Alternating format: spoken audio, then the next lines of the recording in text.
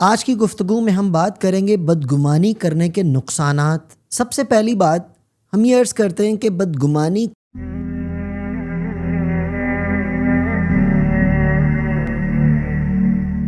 نحمده ونصلي على رسوله الكريم اما بعد اللهم صل على محمد وعلى آل محمد وانزله المقعد المقرب عندك۔ محترم ناظرین سامعین، السلام علیکم ورحمۃ اللہ وبرکاتہ۔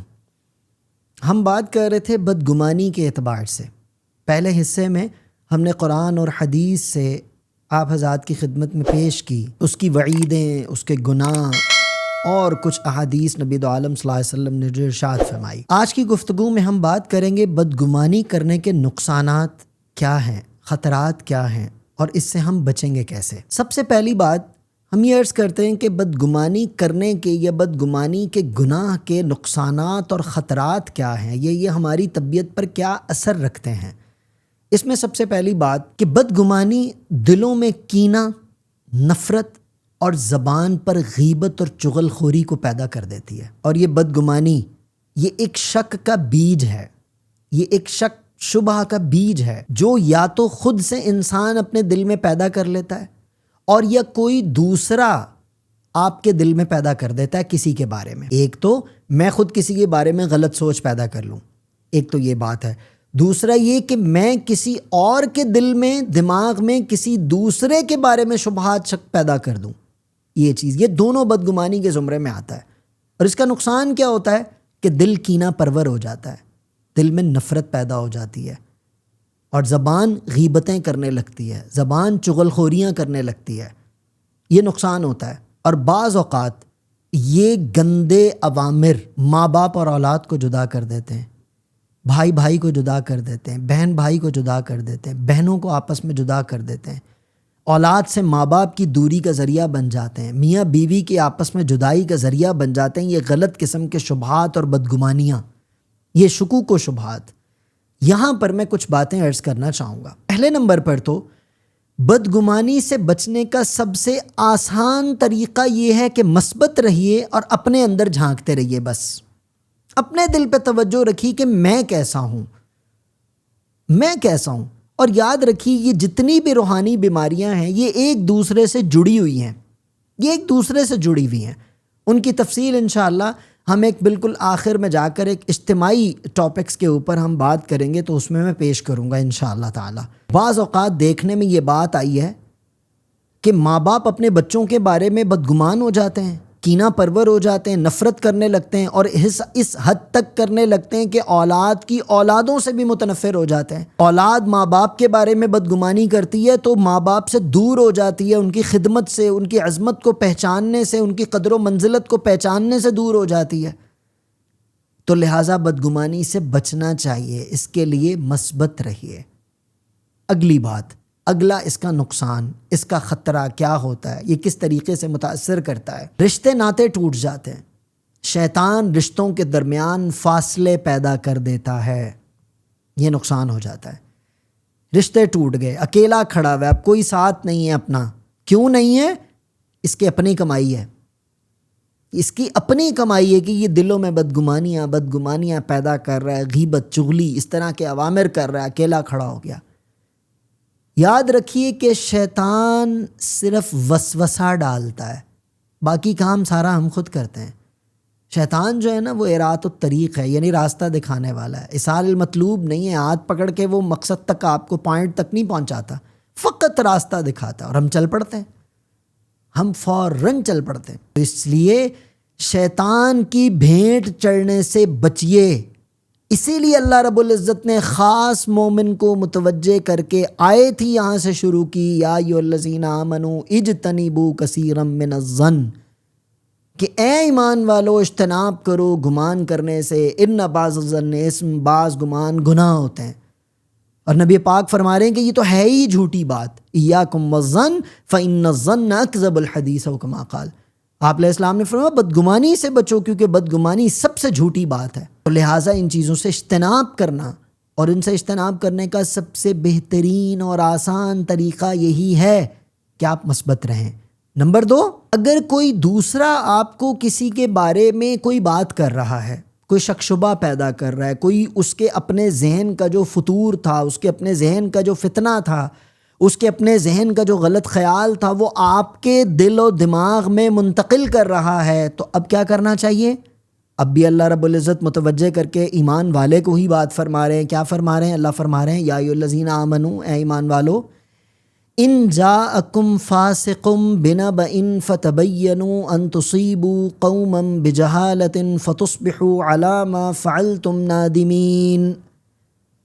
اللہ فرما رہے ہیں کہ جب تمہارے پاس کوئی فاسق کسی قوم کے بارے میں، کسی کے بارے میں کوئی خبر لے کر آئے، کوئی تمہیں بات کرے، اس کے بارے میں پہلے تحقیق کر لیا کرو کہ اگر تمہیں تمہارے مسلمان بھائی کی، کسی انسان کی، تمہارے اپنے بہن بھائی کی، کسی رشتہ دار کی، ابا اماں کی، بیوی کی، خاوند کی، کسی کی، کوئی دوسرا تمہیں کوئی بات کر رہا ہے تو پہلے اس بات کی تحقیق کر لو، جہالت میں مت پڑو کہ بس ایک کی بات سنی اور فیصلہ کر دیا، ایک کی بات سنی اور اپنے دل میں کینہ پیدا کر لیا، ایک کی بات سنی اور اپنے دل میں نفرت پیدا کر لی، ایک کی بات سنی اور بدلہ لینے کی اس کے اندر جو ہے نا وہ تڑپ پیدا ہونے لگ گئی. اچھا میں نے اس کے ساتھ یہ کیا، یہ میرے ساتھ یہ کر رہا ہے. بھائی آپ بھی فاسق ہو جائیں گے اس کے ساتھ، کیونکہ اللہ یہاں پر یہ بات فرما رہے ہیں کہ ایمان والو اگر کوئی ایسا بندہ خبر لے تحقیق کرو.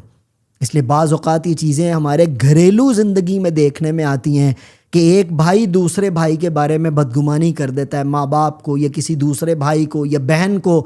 وہ بھائی اور بہن یا ماں باپ اپنے اس بچے سے یا اپنے بھائی بہن سے اس بات کی تحقیق نہیں کرتے، فقط بدگمانی جو اس نے ان کے دل میں منتقل کی اس کو سچا سمجھ کے اپنے بھائی سے کینہ شروع کر دیتے ہیں، اپنی بہن سے کینہ اور نفرت کے بھینٹ چڑھ جاتے ہیں، ماں باپ کے بارے میں بدگمانی کرنا شروع کر جاتے ہیں، ماں باپ اولاد کے بارے میں بدگمانی شروع کر دیتی ہے. یہ کتنا قبیح اور برا عمل ہے، ہمیں اس بات کا تصور بھی نہیں ہے. اور پتہ ہے کہ ہماری اس چھوٹی سی غلطی سے اگر رشتے ناطے ٹوٹیں گے تو اللہ رب العزت نے رشتے کو جب پیدا کیا تھا نا تو یہ بات فرمائی تھی کہ میں نے تجھے پیدا کیا ہے اپنے سے، جو تجھے توڑے گا میں اس کو توڑ دوں گا. یہ جو ہمارے گھروں کے اندر بدامنیاں، بدتمیزیاں، بد اخلاقیاں، یہ چیزیں یہ فقط اس لیے ہیں کہ ہم گھروں میں رہتے ہیں، بھائی بھائی کا دل نہیں جڑا ہوا، بہن بھائی کا دل نہیں جڑا ہوا، اولاد ماں باپ کا دل نہیں جڑا ہوا، خاوند بیوی کا دل نہیں جڑا ہوا. دل نہ جڑے ہونے کی وجہ سے ہمیں ایک دوسرے کا احساس ہی نہیں ہوتا، ایک دوسرے سے ہمیں کنسرن ہی نہیں ہوتا. ہم ایک دوسرے کی نفرت میں اس حد تک ڈوب چکے ہیں کہ ہم ایک گھنٹہ اکٹھے گھر میں بیٹھ نہیں سکتے ہیں، ہم ایک دوسرے کو دیکھ نہیں سکتے ہیں. پھر ہمارے دلوں میں، ہماری زبانوں پہ یہ بات آتی مجھ سے نہیں ملنا، میں نے اس سے تعلق توڑ دیا، میرا وہ کچھ نہیں لگتا، میرے گھر سے نکل جائے، میرے منہ نہ لگے، میرے سامنے نہ. یہ ساری چیزیں پھر پیدا ہوتی ہیں. شیطان خوش ہوتا ہے، اللہ ناراض ہو جاتے ہیں. لہٰذا ان چیزوں سے بچنا بہت زیادہ ضروری ہے. اب کچھ چیزیں اس کے بارے میں ہمیں سمجھنا ضروری ہے. کوئی شخص خاموش رہتا ہے، کسی سے زیادہ بات نہیں کرتا، ہم کیا کہہ دیتے ہیں؟ بڑا متکبر آدمی ہے، کسی سے سیدھے منہ بات ہی نہیں کرتا. بھائی اس کا مزاج نہیں ہے. آپ مزاج شناس بنیے، اپنے ذہن میں بلا وجہ بات کسی کو پیدا مت کیجیے. یا اگر کوئی شخص لباس پہنتا ہے، اچھا لباس پہنتا ہے، اس کی طبیعت ہے کہ وہ اچھا لباس پہنتا ہے، بظاہر مڈل کلاس آدمی ہے لیکن لباس اچھا پہننے کا عادی ہے، ہم اس کے بارے میں گمان کرنا شروع کر دیتے ہیں معذرت کے ساتھ. بعض اوقات تو کچھ لوگ یہ بھی کہہ دیتے ہیں کہ پتہ نہیں کہیں سے چوری کر لی ہے، یا پتہ نہیں کون سا 2 نمبر دھندا کر رہا ہے، اس کے پاس یہ چیز کیسے آ گئی. بھائی تجھے کیا ضرورت ہے؟ تو نے دی ہے، اگر تو آپ نے اس کو دی ہے تو پھر تو ٹھیک ہے، پھر آپ بات کریں. اگر آپ نے نہیں دی تو چپ کر کے رہیں، آپ اپنے کام سے کام رکھیں. اس سے بچنے کا سب سے آسان طریقہ یہی ہے. کوئی بھائی کسی کی مدد کر رہا ہے، کوئی مسلمان بھائی اپنے مسلمان بھائی، کوئی انسان کسی انسان کی مدد کر رہا ہے، وہ میری نہیں کر رہا تو میں اس میں جو اچھا اس کے ساتھ تو بہت اچھا ہے، میرے ساتھ یوں ہوتا ہے، ان کی ایسی کی تیسی. اب یہ بغاوت کی چھری بن جائے گا، ان دونوں کو آپس میں لڑوانے کی چھری بن جائے گا. ہے صرف بدگمانی، اس کو حقیقت نہیں پتہ ہے کیونکہ یہ غیب کا علم نہیں جانتا، یہ غیب نہیں جانتا ہے. لہٰذا اس کو مثبت رہنا ہے، اس کو اجتناب کرنا ہے، یہی اس کے لیے سب سے اہم چیز ہے. اب ہم آتے ہیں اس بری بیماری سے بچنے کے کیا کیا طریقے ہمیں قرآن اور حدیث سے ملتے ہیں. سب سے پہلی بات ہر انسان، ہر مسلمان کے بارے میں اچھا گمان رکھو. میں قربان جاؤں اپنے شیخ حضرت مفتی محمد حسن صاحب دامت برکاتہم کے اس پیارے سے جملے پر. وہ فرمایا کرتے تھے کہ میرے عزیز سڑک پر بیٹھے ہوئے بھنگی کو بھی اپنے سے اچھا سمجھو، تکبر نہ کرو۔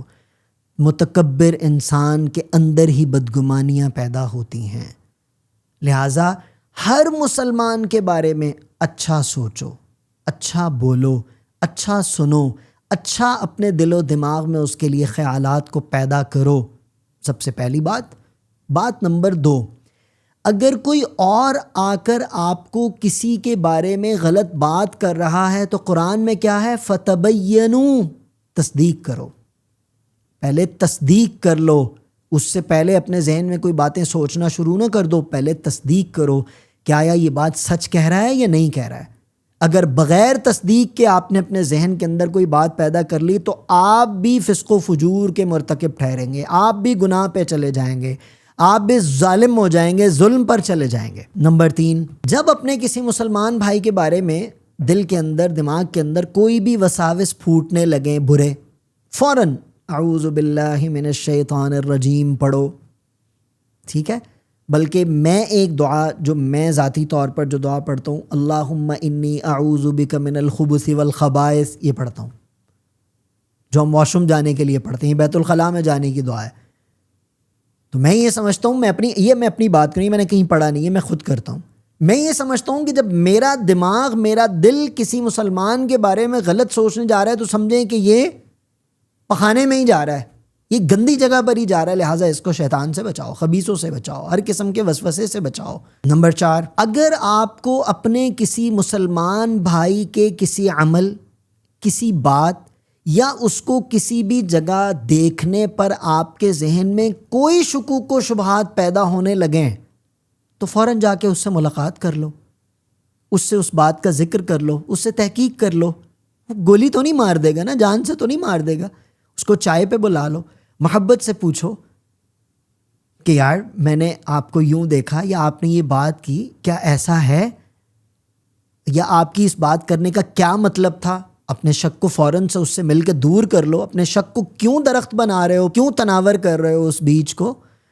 لہٰذا اس کو پانی نہیں دینا، بلکہ فوراً سے جانا ہے اور اپنے بھائی سے اس بابت بات کر کے اپنے شک اور شبے اور گمان کو درست کر لینا ہے۔ اتنی سی بات ہے۔ آخری اور نمبر 5، یہ ان لوگوں سے ہے کہ جو لوگ لوگوں کے عیب دیکھنے پر رہتے ہیں۔ میں نے جیسے پہلے عرض کی، اس پر انشاءاللہ ہم بات کریں گے، پراپر اس ٹاپک پر بات کریں گے۔ عیوب کو چھپاؤ، لوگوں کے عیبوں کو چھپاؤ، کسی کی کمی کو، کسی کے ویک پوائنٹ کو، کسی کی غلطی کو لوگوں میں ہائی لائٹ نہ کرو، لوگوں کی ٹوہ نہ لگاؤ، جاسوسیاں مت کرو، بدتمیزیوں والی حرکتیں ہیں یہ، جہنمی لوگوں کی حرکتیں ہیں یہ، اللہ کی نظر سے گر جانے والوں کی حرکتیں ہیں یہ، مومنوں کی نہیں ہیں۔ لہٰذا ان 5 چیزیں یہ جو میں نے آپ سے عرض کی، یہ ان سے بچاؤ کا بہترین ذریعہ ہے۔